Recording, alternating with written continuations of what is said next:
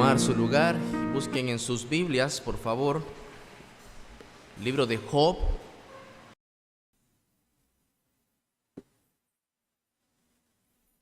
Capítulo 2.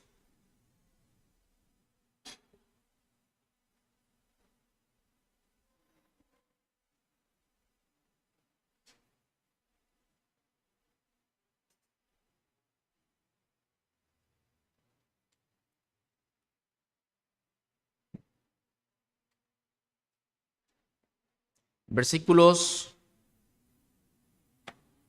11 al 13. Job 2, versículos 11 al 13. Amén. Dice así la palabra de nuestro Dios. Y 3 amigos de Job, Elifaz temanita, Bildad suita y Zofar naamatita, luego que oyeron todo este mal que le había sobrevenido, vinieron cada uno de su lugar, porque habían convenido en venir juntos para condolerse de él y para consolarle. Los cuales, alzando los ojos desde lejos, no lo conocieron, y lloraron a gritos, y cada uno de ellos rasgó su manto, y los 3 esparcieron polvo sobre sus cabezas hacia el cielo. Así se sentaron con él en tierra por 7 días y 7 noches, y ninguno le hablaba palabra, porque veían que su dolor era muy grande. Oremos. Padre eterno, Padre bueno, venimos delante de ti, vengo delante de ti suplicando tu auxilio para la exposición de tu palabra. Oh Señor, es terreno santo el que estaremos pisando en esta tarde. Siempre que abrimos tu palabra es terreno santo. Ayúdanos, oh Dios, a quitar el calzado de nuestros pies. Danos de tu gracia, Señor, para ver lo que tú nos quieres decir y también para aplicarlo correctamente a nuestras vidas y para vivir conforme a lo que tú nos mandas. Te lo pedimos en el nombre de tu Hijo Jesucristo. Amén. El escritor y el guionista radiofónico Douglas Adams dijo una vez que nada viaja más rápido que la luz, excepto las malas noticias. Eso es lo que realmente viaja más rápido que la luz. Ahora, obviamente las noticias sobre todo lo que estaba aconteciendo con respecto a Job tuvieron que haber sido trascendentales en toda la región y para todas las personas en la región de Uz. Esto tuvo que haber salido en las primeras planas de todos los periódicos de la tierra de Uz.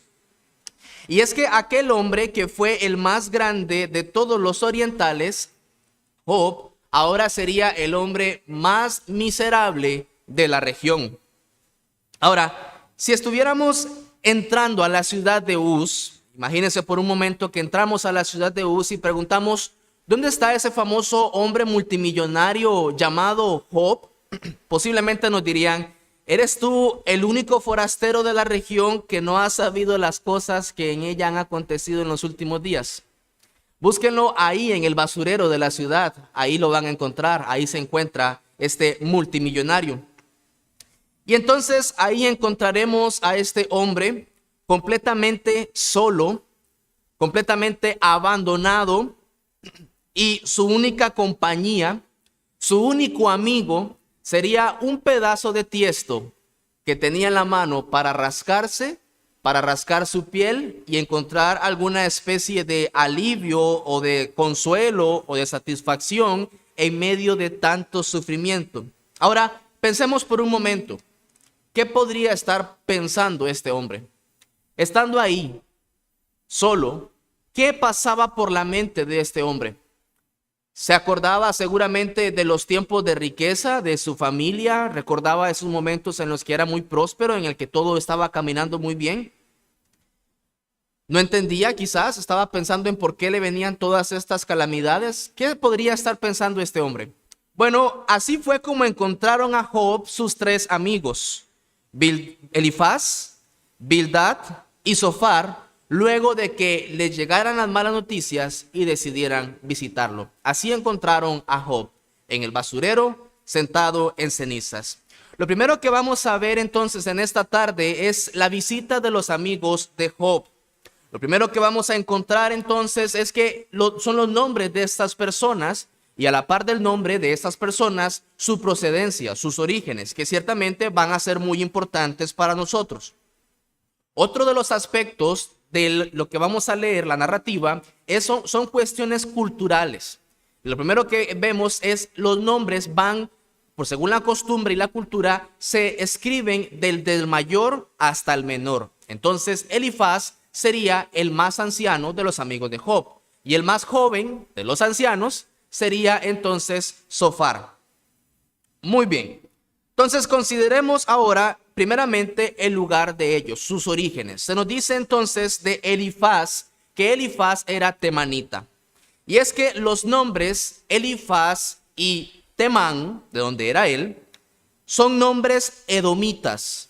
Eran nombres edomitas, o sea, eran descendientes de los hijos de Esaú, hijo de Isaac, hijo de Abraham. De hecho, el primogénito de Esaú también se llamaba Elifaz. Eso lo vamos a encontrar en Génesis capítulos 36, el versículo 4.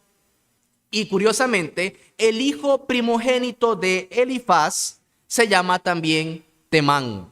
En Génesis 36, versículo 11. Ahora, este Elifaz que encontramos acá no era directamente el hijo de Esaú. Obviamente, no era el hijo de Esaú. Pero claramente podemos pensar y entendemos que era un edomita, era un hombre de Edom, era un hijo de Esaú. Ahora bien, una de las características de los edomitas era su sabiduría. En Medio Oriente, los edomitas eran reconocidos por ser hombres muy sabios. Y de hecho, en dos textos de la Biblia, Dios decide castigar a este pueblo y los hace ver o les muestra que su sabiduría no fue suficiente para arrepentirse. En Jeremías 49:7 dice, acerca de Edom, así ha dicho Jehová de los ejércitos, ¿no hay más sabiduría en Temán? ¿Se ha acabado el consejo en los sabios? ¿Se corrompió su sabiduría? Y en Abdías capítulo 1 versículos 8 y 9 dice, no haré que perezcan en aquel día, dice Jehová, los sabios de Edom y la prudencia del monte de Esaú, y tus valientes, oh Temán, serán amedrentados, porque todo hombre será cortado del monte de Esaú por el estrago. Entonces, este Elifaz primero era un edomita. Acerca del segundo hombre, que se llama Bildad, dice que era suita. Y es que otro de los hijos de Abraham se llamaba Súa. Como Abraham no era que tenía solamente Isaac e Ismael, no. En Génesis 25, 1 y 2, se nos dice que Abraham, después de que murió Sara, su esposa, él toma otra mujer llamada Setura, la cual le dio a luz a Simran, a Joksán, a Medán, a Madián, Isbac y Súa.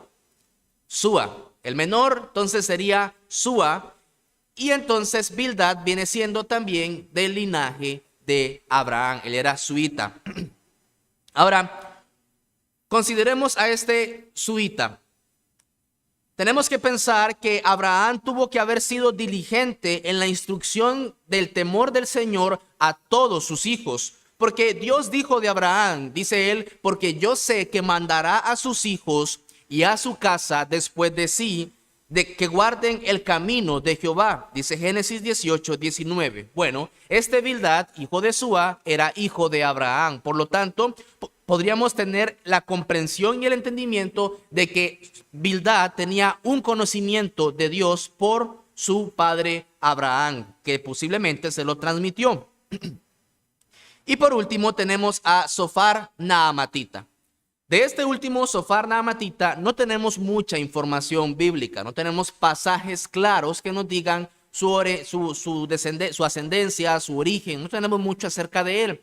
Pero los teólogos, los arqueólogos, los historiadores concuerdan de que Naamat, este lugar Naamatita, se encontraba al este del desierto de Arabia, o sea que era un oriental. Y por Primera de Reyes, el capítulo 4, el versículo 30, se nos dice que la sabiduría de Salomón era superior a la de los orientales. Por lo tanto, este hombre Zofar también tuvo que haber sido un hombre muy sabio, muy entendido. por los orígenes de él. Ahora, estos son los orígenes de los amigos de Job. Eran hombres sabios, y esto es importante entenderlo desde el principio, porque más adelante, en los próximos capítulos, veremos que ellos dan unas palabras de sabiduría bastante interesantes, no bien aplicadas a Job, pero ciertamente hay mucha sabiduría en medio de ellos, o en medio de lo que ellos estaban hablando, de sus discursos. Por eso es importante entender el trasfondo y los orígenes de estos personajes. Ahora, luego de esto, tenemos que ver el desplazamiento de ellos. Y es que ellos se encontraban muy largo de donde estaba realmente Job. El desierto de Arabia se encontraba a miles de kilómetros de donde estaba Job. En el caso de Elifaz temanita era el que estaba quizás más cercano, y Bildad se encontraba cerca del gran río Éufrates. Por lo tanto, las distancias eran enormes, Ellos tienen entonces la iniciativa de ir a visitar a Job, de ir a acercarse a él y hablar con él. ¿Cuándo fue esto? Bueno, dice el versículo 11, luego que oyeron todo este mal que le había sobrevenido. Como dijimos y como ya vimos al principio, las malas noticias viajan muy rápido. Así que luego que oyeron el sufrimiento de Job, luego que les llegó la noticia a ellos dice que vinieron cada uno de su lugar. El escritor del libro está diciendo, ellos se movieron de su lugar, o sea, estaban en una zona muy recóndita, muy alejada, y tomaron la decisión de moverse.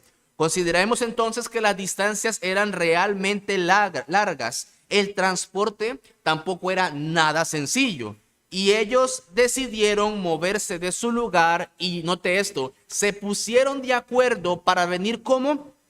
Dice que ellos vinieron juntos. Es lo que dice el mismo texto. Dice, vinieron cada uno de su lugar porque habían convenido en venir juntos.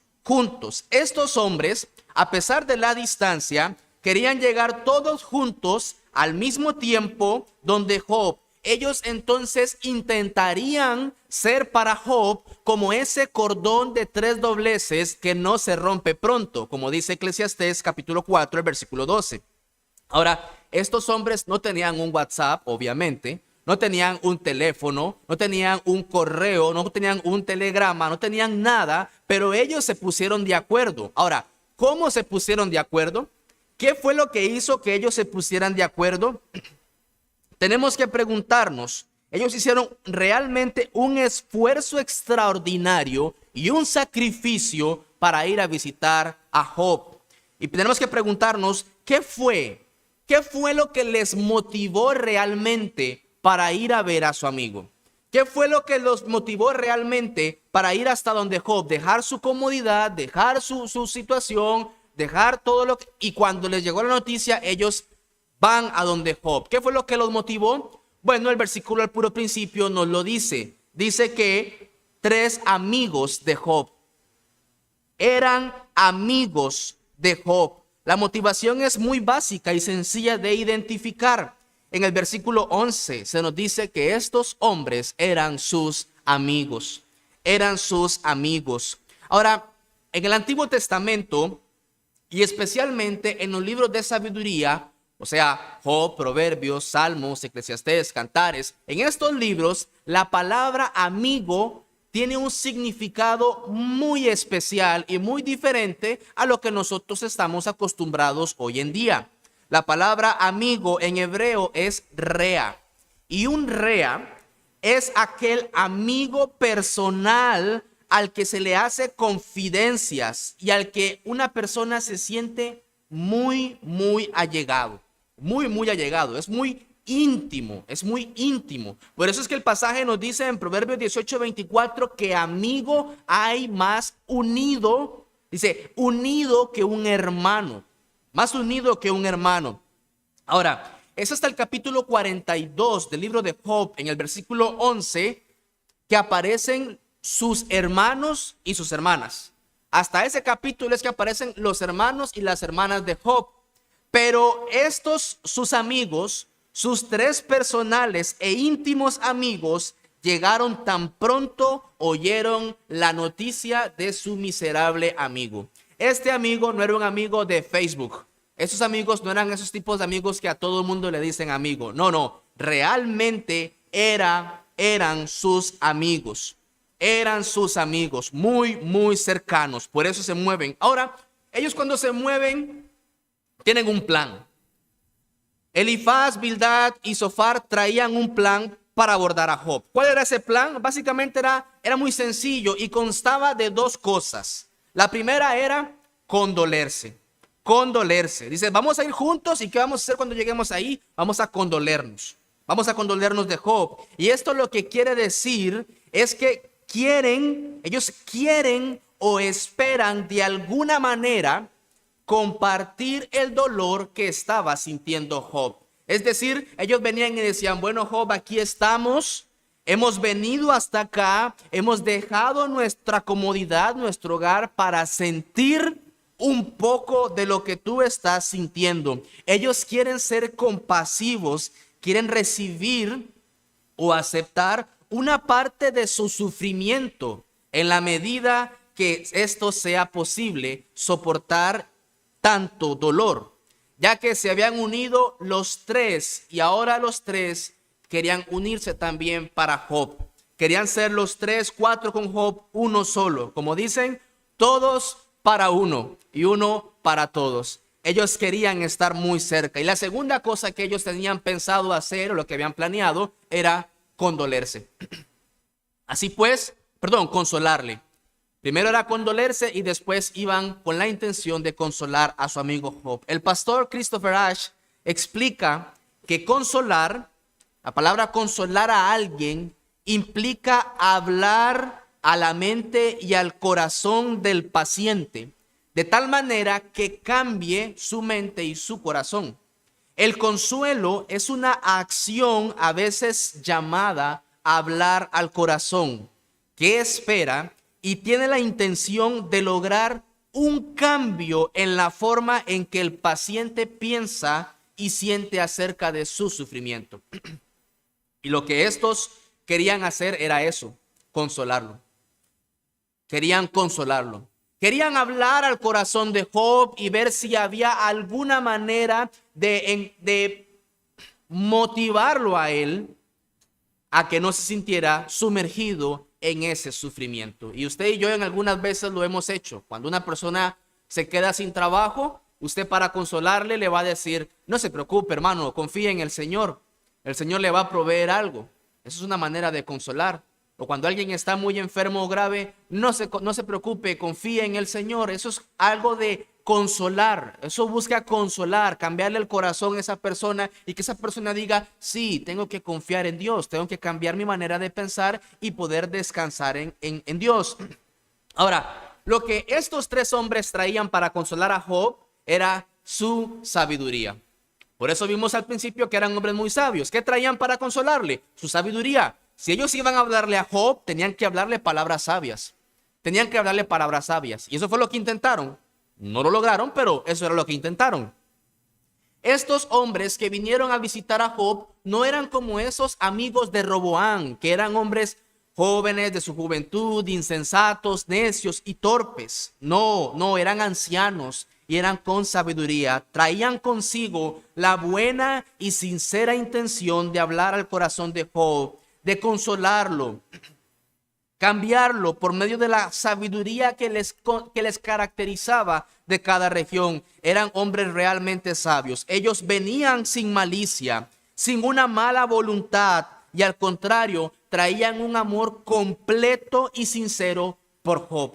Ahora, pareciera como que Dios desea también consolar a su siervo y le manda a estos tres amigos para que muestren lástima por su miseria y que también son hombres bien informados y experimentados y tal vez podrían ser capaces de consolarlo.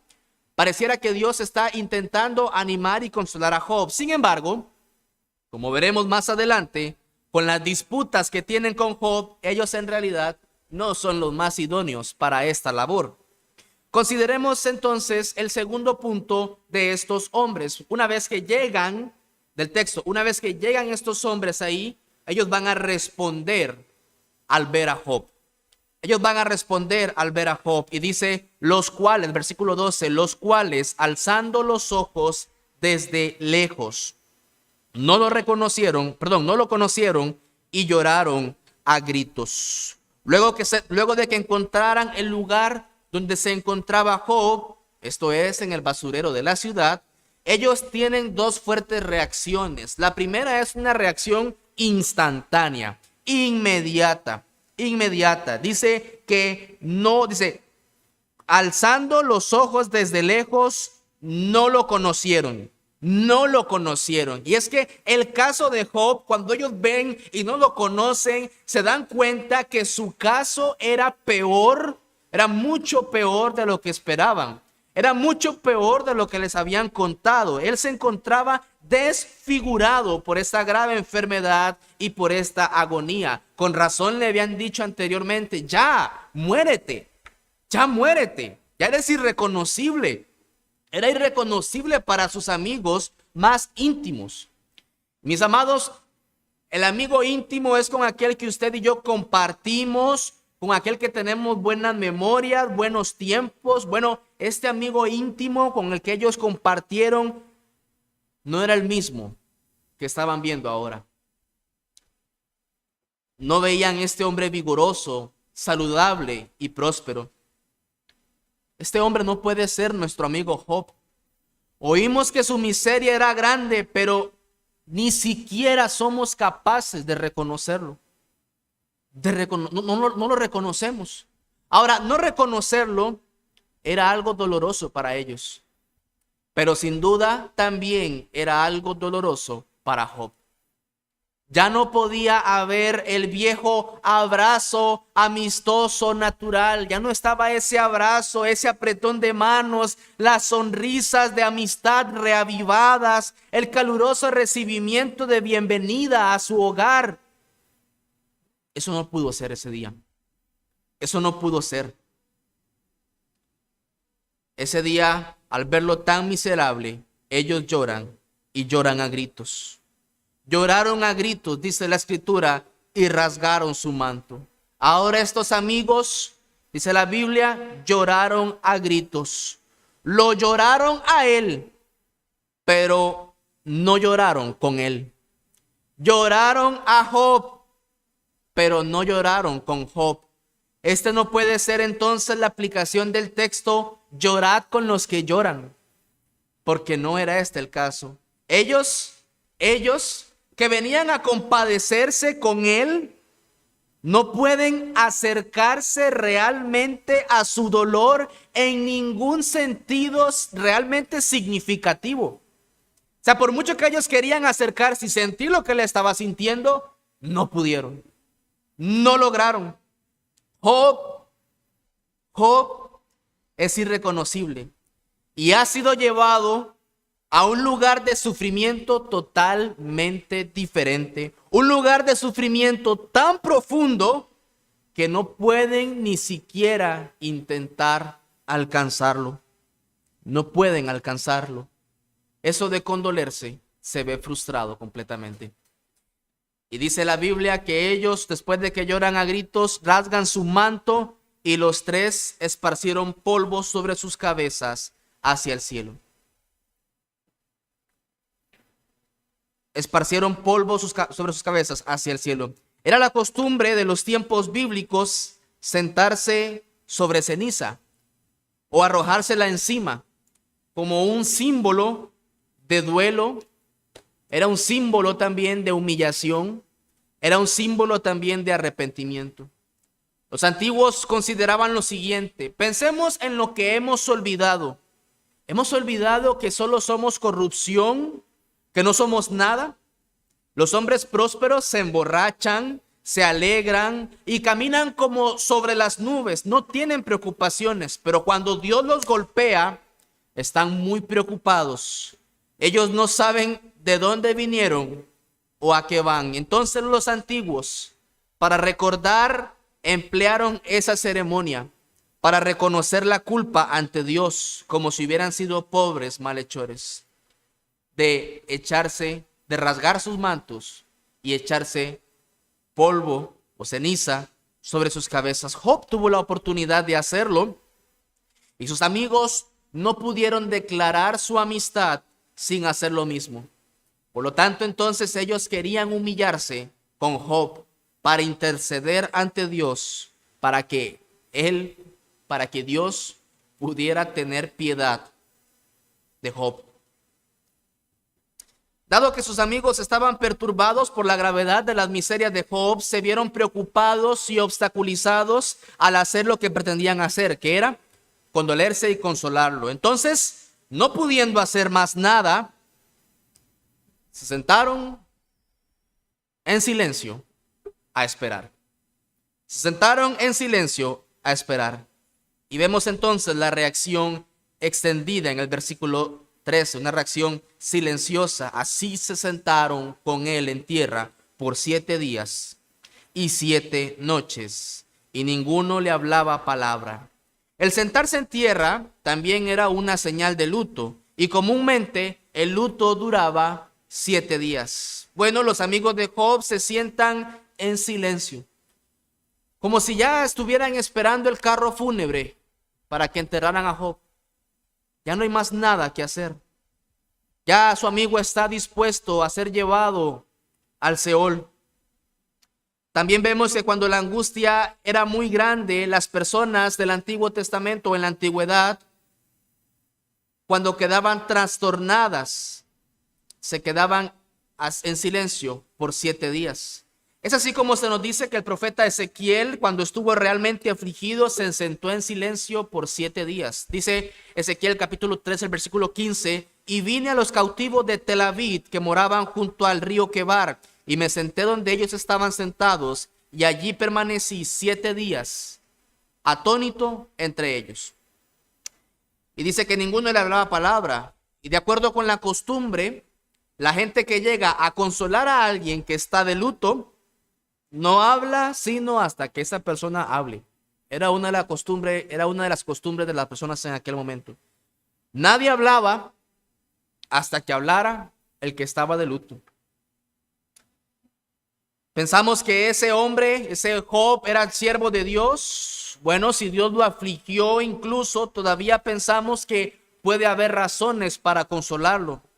Ahora parece y ahora vemos que Dios lo tiene abandonado y le ha puesto marcas para demostrar que está siendo reprobado y no tiene esperanza. En consecuencia, no vemos manera de consolarlo. No sabían qué decir. Estos hombres estaban horrorizados y sin palabras. Eran verdaderos amigos que se dirigían al solitario montón de cenizas de Job con la compasión de una presencia silenciosa. Su dolor era muy grande. Significa que ellos veían que Job sufría muchísimo, muchísimo sufría, y no podían consolarlo. Habiendo revisado los textos anteriores, consideremos entonces algunas aplicaciones prácticas de para esta tarde. Primeramente, en cuanto a las relaciones interpersonales, quiero decir lo siguiente, y para los más jóvenes es esto: escoge correctamente a tus amigos. Escoge correctamente a tus amigos. Ya se nos ha dicho por la Escritura que el que anda con sabios, sabio será, pero el que se junta con necios será quebrantado. Es lo que nos dice Proverbios 13:20. Muchachitos, niños, jóvenes, escoja con sabiduría quiénes van a ser sus amigos. Porque dice la Escritura también que la necedad está ligada al corazón del muchacho. Escoja bien quiénes van a ser sus amigos. Debemos examinar si verdaderamente aquellos a quienes llamamos amigos serán para nuestro crecimiento espiritual o para nuestra decadencia, perdición y condenación. Tenemos que aprender a andar y a caminar con aquellos que son sabios en el temor del Señor. Ahora, usted tendrá amigos muy íntimos que posiblemente sean inconversos. Es probable que sus amigos más íntimos sean inconversos. Bueno, también hay una exhortación de parte del Señor. En Jeremías 15:19, Él dice: conviértanse ellos a ti y tú no te conviertas a ellos.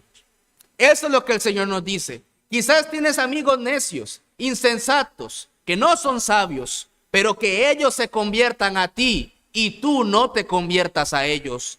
Somos llamados a ser intencionales en andar con los que andan en sabiduría, y sobre todo la sabiduría que nos va a llevar delante del Señor. No una sabiduría según el mundo, sino una sabiduría que nos puede hacer sabios, valga la redundancia, para la salvación que es en Cristo Jesús. Aprendamos a andar con hombres y con mujeres que temen al Señor realmente. Esa es la primera exhortación. Rodeémonos y conversemos y estemos con personas realmente piadosas. Peguémonos, decía el pastor Alex en un sermón. Apéguese a aquella persona que es más espiritual que usted. Acérquese a esa persona, comparta con ella, ande con ella, camine con esa persona. Y va a ver, tal vez el Señor conceda su misericordia y se le pegue algo de esa piedad, algo de esa santidad, algo de esa devoción. Tenemos que andar con sabios para ser más sabios. Dejemos las necedades entonces y a esos necios. Seamos intencionales en andar con los que andan en sabiduría. ¿Por qué? Porque cuán buena y útil es una amistad sincera y verdadera. Cuán buena y útil es tener amigos sinceros y verdaderos. Y vea, yo les voy a decir algo. ¿Sabe dónde va a encontrar amigos sinceros y verdaderos? En el cristianismo. Porque es el amor de Cristo el que une a esos hermanos y amigos. Es cierto, no seremos los mejores, tendremos nuestros pecados y lo vamos a ver ahorita más adelante, pero cuán bueno y cuán hermoso es, dice la Biblia, habitar los hermanos juntos en armonía, porque allí envía Jehová su bendición y vida eterna. Cuán bueno es un amigo cristiano, cuán bueno es un verdadero amigo cristiano. En El progreso del peregrino de John Bunyan, él habla acerca de este personaje llamado Cristiano y se encontró con un amigo sabio llamado Fiel. Y cuando lo alcanzó en su caminar le dijo: me alegro de haberte alcanzado y de que Dios haya templado de tal suerte nuestros espíritus que podamos andar como compañeros en este tan agradable camino. Mis amados, cuán bueno es caminar en amor cristiano unos con otros. Y ahora también es esto, que debemos crecer en el amor unos con otros. En 1 Tesalonicenses capítulo 4, el versículo 9, dice el apóstol Pablo a los tesalonicenses: pero acerca del amor fraternal, no tenéis necesidad de que os escriba, porque vosotros mismos habéis aprendido de Dios que os améis unos a otros. Y también lo hacéis así con todos los hermanos que están por toda Macedonia. Vea, si hay algo que a mí no me cabe duda, y por experiencia propia lo digo, es del amor que tenemos los hermanos en esta iglesia, la Iglesia Bautista Reformada de Liberia.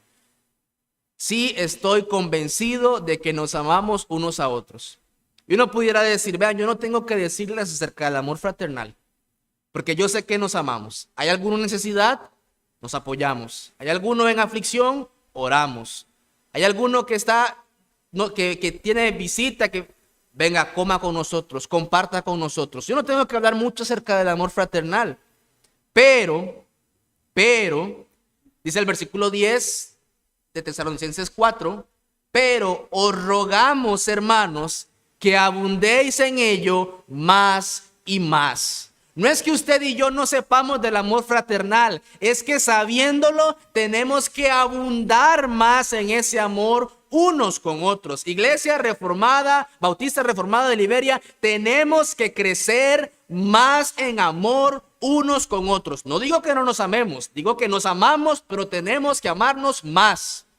más tenemos que amarnos unos a otros. Consideremos el ejemplo del apóstol Pablo cuando dice en Filipenses 1, 21 y 24, él dice, porque para mí el vivir es Cristo y el morir es ganancia. Ahora, mas si el vivir en la carne resulta para mí en beneficio de la obra, no sé entonces qué escoger, porque de ambas cosas estoy puesto en estrecho, dice Pablo, teniendo deseo de partir y estar con Cristo, lo cual es muchísimo mejor.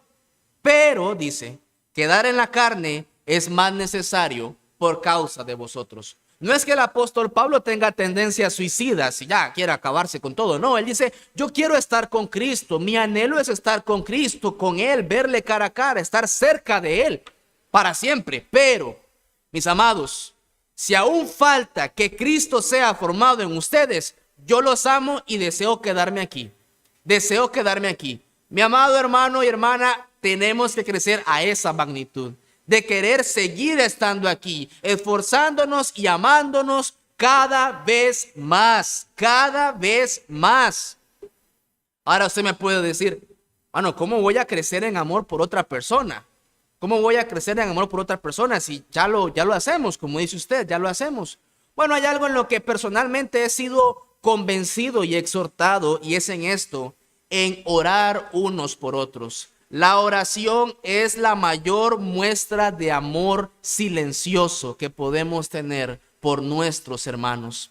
Es la oración, orar unos por otros, dice Santiago 5:16. ¿Qué tanto estamos orando unos por otros? En eso tenemos que crecer, en orar unos por otros. ¿Y orar qué? ¿Orar qué? Que Cristo sea formado cada vez más en mi hermano y en mi hermana. Que Cristo abunde cada vez más en mi hermano y en mi hermana. Para que seamos capaces, dice Pablo, para que seamos capaces de comprender. Dice, yo oro por ustedes, iglesia. Yo oro por ustedes. Pero ¿qué es lo que oro? Que sean capaces de comprender la anchura, la altura, la longitud, la profundidad del amor de Cristo. Ese es mi deseo, ese es mi amor por ustedes y esa es mi oración por ustedes. Que puedan amar más al Señor. Mis amados, ama a su hermano, ore por él para que ame más a Cristo. Oremos unos por otros para que amemos más a Cristo. En 1 Samuel capítulo 12, el versículo 23 dice, así que lejos sea de mí que peque yo contra Jehová, cesando de rogar por vosotros. Tenemos que orar, tenemos que orar.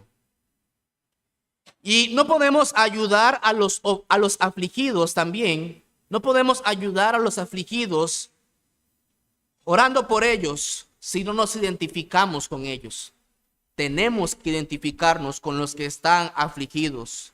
Tenemos que humillarnos ante Dios y afligirnos con ellos también. David dice que eso fue lo que él hizo por sus propios enemigos cuando los vio en ruinas.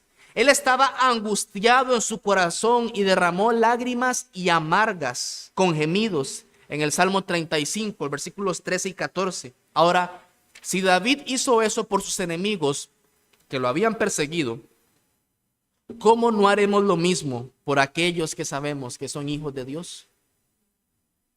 De dolernos con ellos, de afligirnos con ellos.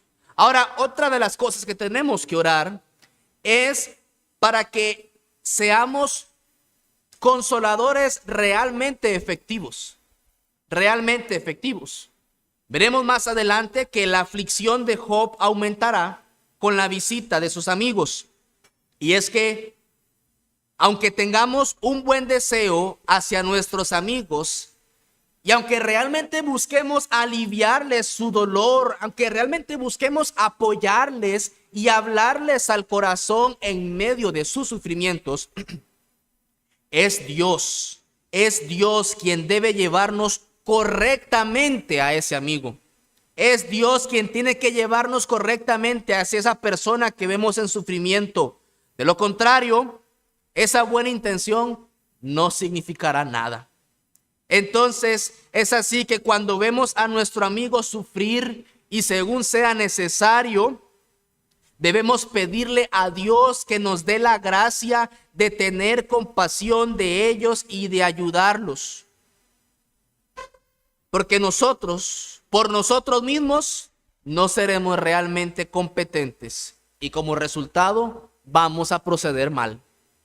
Vamos a actuar muy mal si vamos simplemente con un buen deseo sin la bendición de parte de Dios para usarnos como instrumentos. Si queremos ayudarnos unos a otros en momentos de necesidad y si Dios nos ha dado esa disposición, oremos también para que nos dé los medios y la visión correcta para proporcionar lo que es bueno y útil para que sepamos cómo tratar con las personas de una manera apropiada y adecuada para su condición. Si no, no servirá de nada. No servirá de nada. Si estamos tratando con una persona que está experimentando una gran agonía, roguemos a Dios que lo que traemos a modo de consuelo se aplique también a su situación, que logre experimentar algo de alivio. Tenemos que clamar a Dios para que Él nos conceda esto, porque ese poder no se encuentra en nosotros. No se encuentra en nosotros. Ahora, alguna persona podrá decirme, bueno, si esto es tan complicado, mejor no lo hago. Mejor me evito el esfuerzo y la intención de ayudar a aquel que está en aflicción. Pero esto no es posible, porque ciertamente es un deber cristiano consolarnos unos a otros. Ya sabemos la exhortación que nos ha dado el Señor en su palabra cuando dice: la religión pura y sin mácula delante de Dios el Padre es esta: visitar a los huérfanos y a las viudas en sus tribulaciones. ¿Quiénes estaban normalmente tribulados en esta época? Los huérfanos y las viudas. Pero en el día de hoy, hoy por hoy, la aplicación es esta: visite al hermano, apoye al hermano, consuele al hermano o a la hermana que está en tribulación. Es un deber cristiano. No podemos excluirnos o intentar evitar esa responsabilidad. Es nuestra responsabilidad y orar que Dios nos use correctamente. Pero también debemos recordar que al hacerlo, aunque no seamos muy buenos, necesitamos hacerlo con amor. Si usted va a acercarse para consolar a alguien, tampoco puede decir, bueno, lo voy a hacer porque me están diciendo que es una obligación y un deber cristiano. No, ciertamente hay que hacerlo con amor. Podríamos hacer un esfuerzo interminable para ayudar a quienes necesitan nuestra ayuda, valga la redundancia, pero eso no es mucho, eso no sirve de mucho si no tenemos el corazón para simpatizar y compartir sus sufrimientos con ellos en nosotros mismos. Podríamos darlo todo, todos nuestros bienes a los pobres, pero si no hay amor, no significa nada. Pablo, hablando de esto, dice que si repartiese todos mis bienes para dar de comer a los pobres y si entregase mi cuerpo para ser quemado y no tengo amor, de nada me sirve. De nada me sirve. Esto nos muestra que somos capaces de hacer muchas cosas buenas que todavía son equivocadas y sin fruto si no hay amor. Si no hay amor. Vemos a muchos que hacen un esfuerzo valiente si alguien necesita ayuda, pero no tienen ni sensibilidad ni comprensión. Roguemos entonces también para que tengamos este amor para ayudar a otros. Ahora bien, consideremos también la soledad que estaba experimentando Job. Job se encontraba tan afligido, tan agobiado, tan quebrantado, que aun cuando llegaron sus amigos, él estaba solo.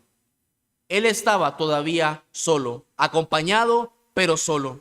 Y es que la soledad de Job es la sombra de aquel que estuvo realmente solo. Job en su asombrosa soledad nos habla de otro, un hombre aún más grande que soportó un sufrimiento más profundo.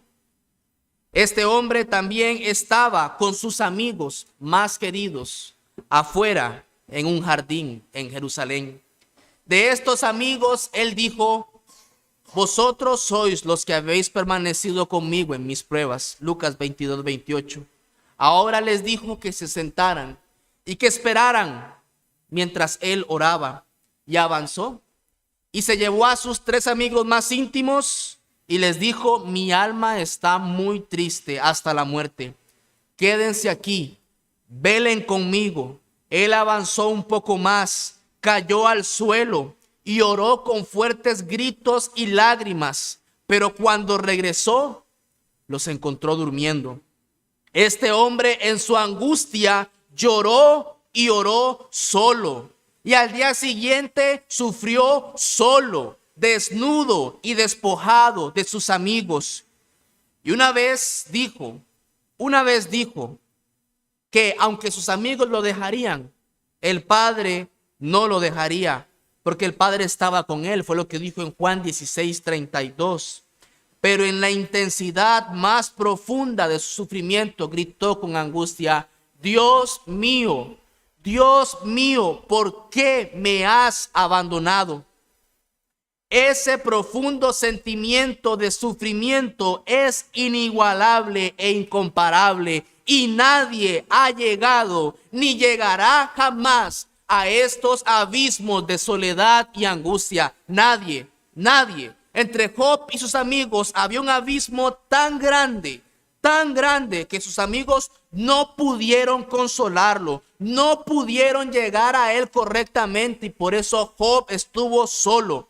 Solo Cristo podría cruzar este abismo, descender a la profundidad de la miseria, sumergirse en el infierno más profundo de la angustia y consolar a cualquier persona. Solo Él, por muy solo y angustiado que se sienta o se experimente un creyente en Cristo hoy, la realidad es que nunca estará tan solo como estaba Job. Nunca estará tan solo, porque Cristo es ese verdadero amigo y hermano necesario en tiempo de angustia. Cristo es el verdadero amigo que siempre estará cerca. Esos amigos de Job no fueron suficientes.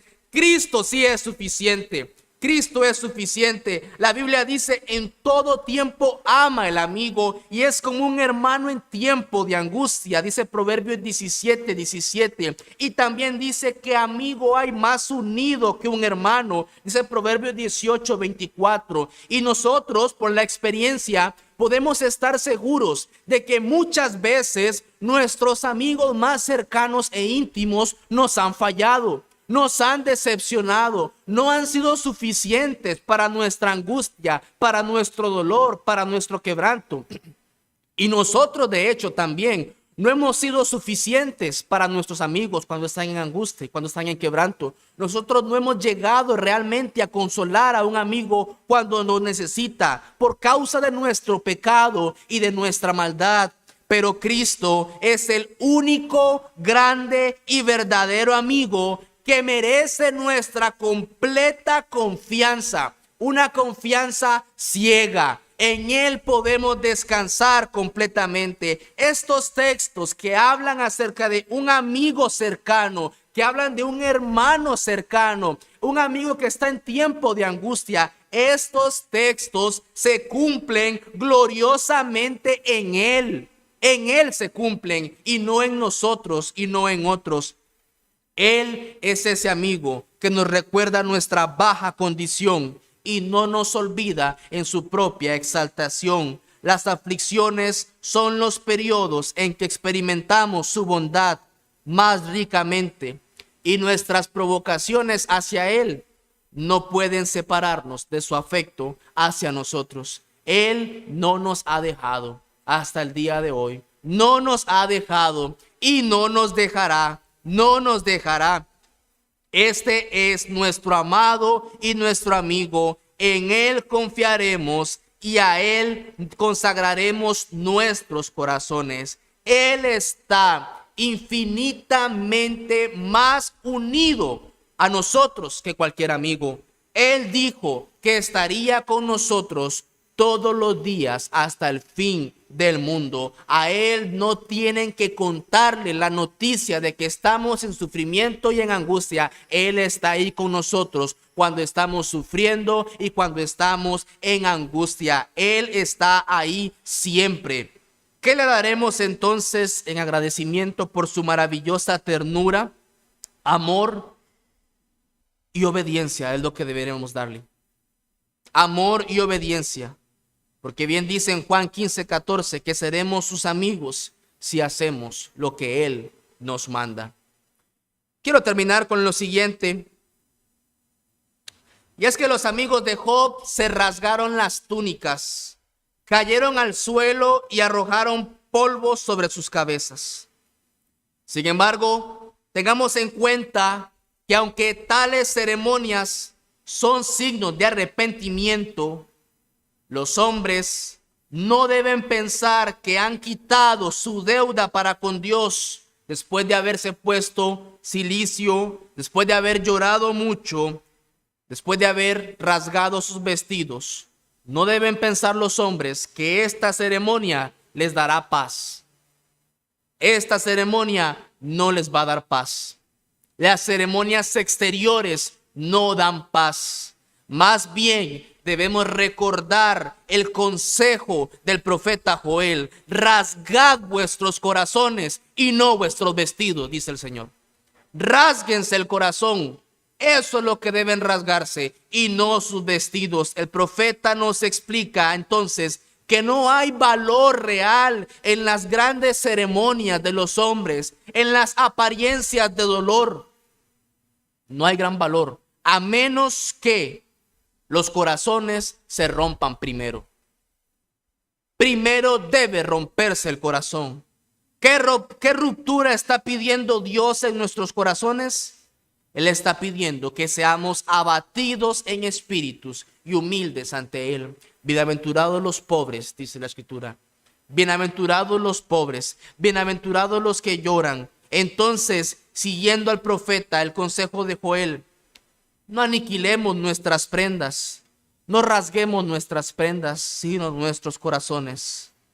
Porque al hacerlo, porque al rasgar nuestros corazones, estaremos realmente arrepentidos delante de Dios. Pero es imposible que nuestros corazones se rompan verdaderamente si no declaramos también que experimentamos esa humildad y confesamos nuestros pecados para glorificar a Dios. Rasgad vuestro corazón y no vuestros vestidos, porque al corazón contrito y humillado el Señor no va a despreciar. Oremos. Dios eterno, gracias por tu palabra. Gracias por mostrarnos que Cristo es más que suficiente. Es realmente nuestro verdadero amigo y que en Él tendremos confianza. Trae salvación también, Señor, en medio de la audiencia. Salva corazones y ayúdanos a aplicar correctamente estas palabras a nuestra vida y a nuestro diario andar. Gracias, Señor, por darme la bendición de estudiar tu palabra y de poderla exponer, porque ciertamente es de mucho provecho para mi alma. Oro que haya sido de provecho y bendición para mis amados hermanos en Cristo Jesús.